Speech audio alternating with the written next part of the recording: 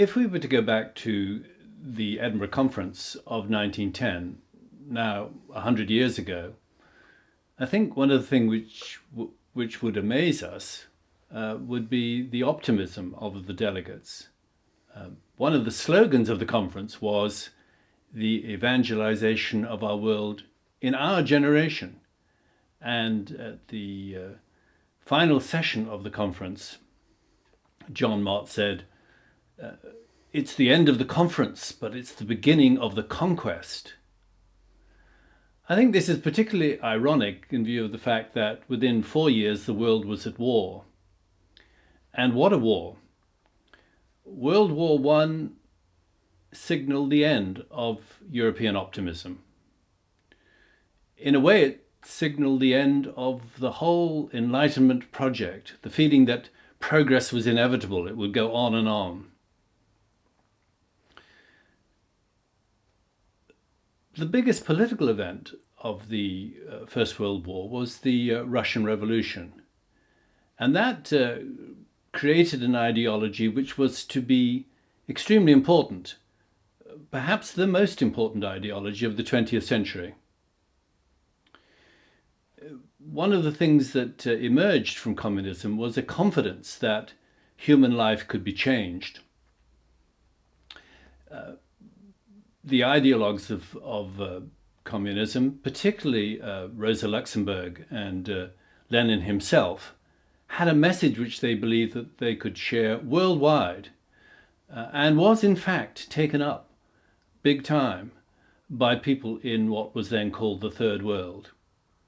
If you stop the clock at the middle of the century, it would have appeared that communism was a choice which many people were prepared to make.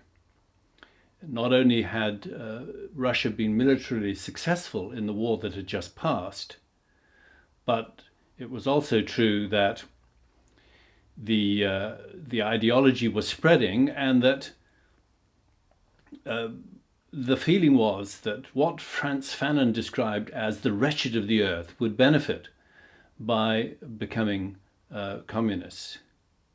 And one of the big questions of the century was, could Christian mission actually offer something as revolutionary, as progressive, as heartwarming even, as the communist message? The other great ideology of the 20th century was nationalism.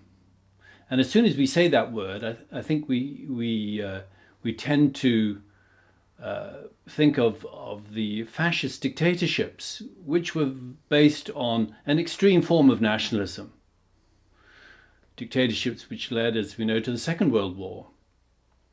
However, it's important to remember that nationalism was also a hopeful idea to begin with. At the end of the First World War, Woodrow Wilson majored on this idea of national self-determination, the idea that nations had the right to choose their own destiny and to choose their own rulers. And this signaled the end of what had been such a huge feature of world history, which was the European empires. It took some time to work through, but the growth of nationalism was the end of empire. So there was a benign form of nationalism as well as a malign form. Now, nationalism of the European sort led finally to the Second World War, as we have said. And this war was of real importance for the fact that it signaled a further erosion of the power of the European nations. What emerged from the Second World War was, in fact, the world leadership of the United States, challenged perhaps only by the Soviets. The United States had suffered, along with the rest of the world, with the Great Depression of the 1930s, but as a result of the leadership of Franklin Roosevelt, and to some extent because of war production and the way that revived the economy. By the end of the Second World War, indeed by the Bretton Woods Conference of 1944, it was clear that world economic leadership was passing to the United States. And this was good news for mission because the United States was also the leading missionary sending nation. Those missionaries were well supported by an enthusiastic church, and that couldn't but spell out a time of hope for missionary expansion. The news, however, was not all good, and one of the biggest setbacks for the United States, perhaps politically, but in terms of mission also, was the success of the communists in China after the Second War. The Communist Revolution was violently anti-Western and anti-Christianity, and missionaries were expelled and the church had to go underground.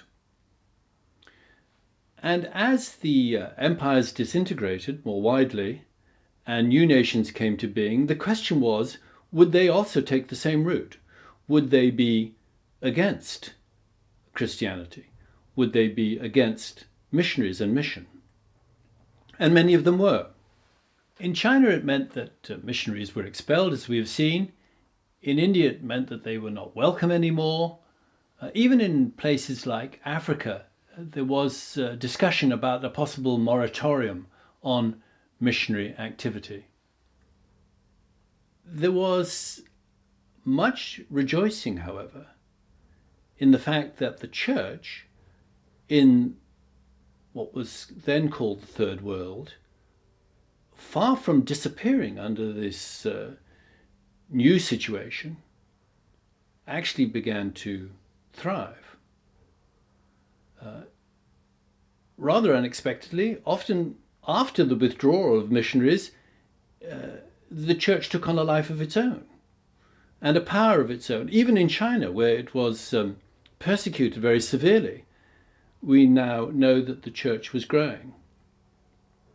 And so the news was not altogether bad as far as the rise of nationalism was concerned.